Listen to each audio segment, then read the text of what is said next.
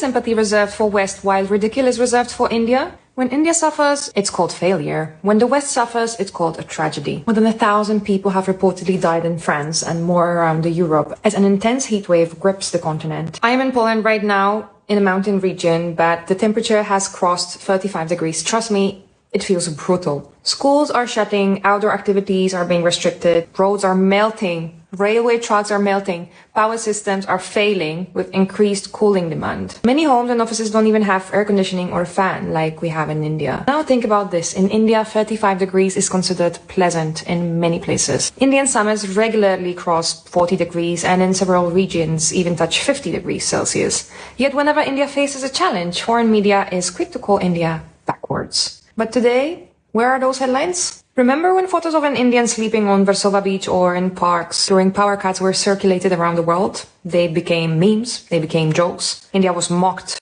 Today, across parts of Europe, people are spending nights sleeping on beaches and grass in parks because that's the cheapest air conditioning option they have. This time, world doesn't mock them.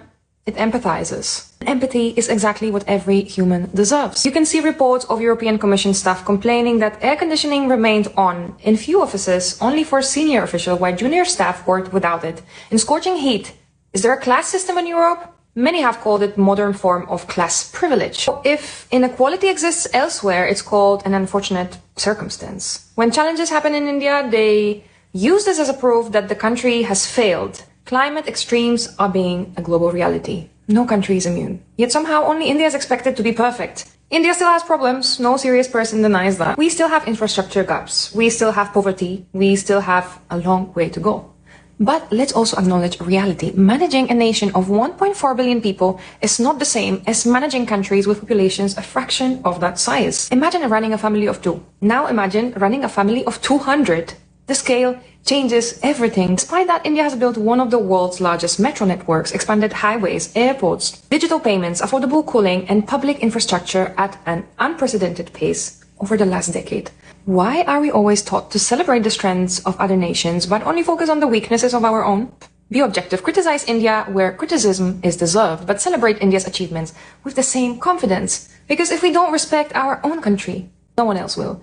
India doesn't need blind nationalism. It needs informed, confident citizens who refuse to believe that India is destined to remain behind. The world respects nations whose people stand by them. It's time Indians do the same. United, India can achieve what very few civilizations in history ever have. Divided, we only make someone else's narrative stronger. How are you feeling during the heat wave and how hot did it reach at your place? Share with us in the comments. Jai Hind. Namaste.